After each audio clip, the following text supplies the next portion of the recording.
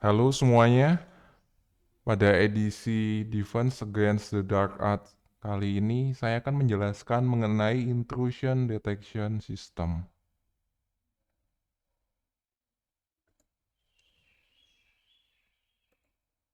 Oh iya, semua materi kuliah saya bisa diakses di link yang ada di layar.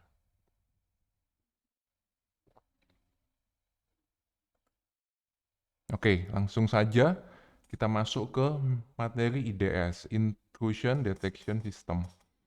Intrusion Detection System adalah suatu sistem yang digunakan untuk melakukan deteksi apabila ada penyusup atau hacker yang masuk ke jaringan kita. Ada dua tipe intrusion detection system. Yang pertama adalah NIDS, yaitu Network Intrusion Detection System, dan yang kedua adalah HIDS, yaitu Host Intrusion Detection System. Bedanya apa? Oke, saya jelaskan. Untuk Network Intrusion Detection System ini diletakkan di jaringan.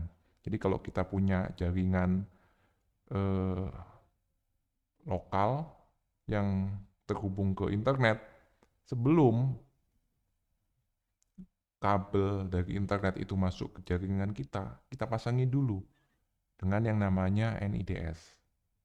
Jadi semua server atau semua komputer yang ada di jaringan kita otomatis akan terlindungi dengan ada cukup satu NIDS. Peletakannya di mana? Peletakannya adalah di kabel utama. Jadi kabel jaringan utama kita pasangi NIDS di sini.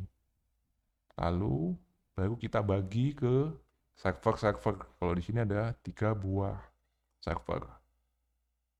Lalu bagaimana dengan HIDS, Host Intrusion Detection System? Sesuai dengan namanya, host, berarti kita pasang HIDS ini di setiap komputer. Jadi kalau di sini kita punya 3 buah komputer, berarti kita pasang 3 buah HIDS yang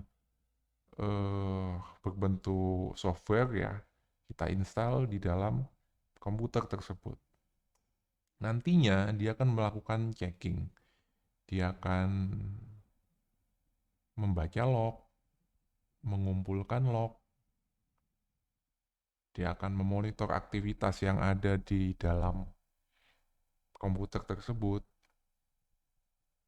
Lalu dia akan mengumpulkan log yang dia miliki ke suatu centralized control module. Nah, kalau biasanya ada kita pasang namanya log server untuk mengumpulkan log-log yang ada. Tapi ini sifatnya opsional. HIDS cukup diinstal di dalam PC-nya saja. Nah, sedangkan kalau NIDS ini, dia nanti akan melakukan checking paket ya. Di setiap paket yang lewat, akan dia baca, akan dia analisa. Fungsinya mirip seperti firewall. Namun dia sama sekali tidak melakukan blocking.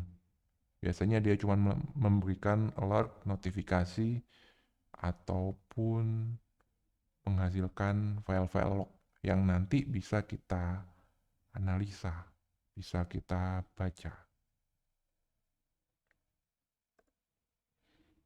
Oke, oh, ini adalah contoh untuk network IDS.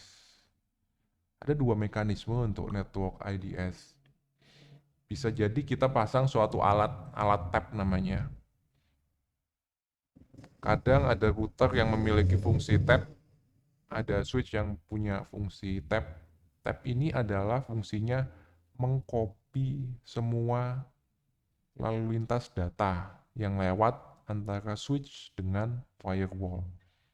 Jadi ketika ada data yang lewat dari internet, dia akan lewat router, kemudian dia akan lewat firewall, kemudian dia akan ke switch, dan akan ke komputer. Nah, lalu kita pasangi alat di sini. Nah, tab, tab ini nanti dia akan melakukan copy. Jadi dia copy semua data yang lewat ke IDS sehingga IDS-nya bisa melakukan analisa paket. Dia akan melihat apakah paket ini legal, apakah ilegal, dan lain sebagainya.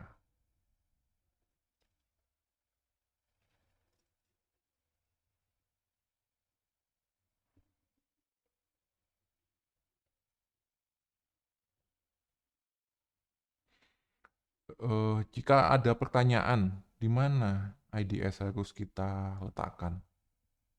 Kalau host IDS, tentunya kita letakkan di setiap komputer yang ingin kita amankan. Tapi kalau network IDS, lokasinya di mana? Di belakang atau di depan firewall? Nah, itu tergantung kebutuhan kita. Biasanya dia diletakkan di belakang firewall, sehingga dia nanti hanya akan cek koneksi-koneksi yang sudah lolos dari firewall. Namun terkadang kita bisa juga meletakkan di depan firewall jika kita ingin melakukan analisa apakah ada serangan-serangan yang mencoba masuk ke jaringan kita, namun kebetulan sudah terblok oleh firewall. Jadi misal kita pasang 2 IDS nih, yang satu ada di depannya firewall. Jadi dari internet ke router, kemudian kena IDS yang pertama, setelah itu akan kena firewall, setelah itu ada IDS yang kedua di sini. Nah, nanti kita bisa bandingkan, kita analisa data yang masuk. Ada berapa sih serangan yang masuk, ada berapa sih percobaan hacking yang masuk ke jaringan kita, berapa yang sudah terblok oleh firewall, dan berapa yang lolos. Nanti kita bisa lihat itu.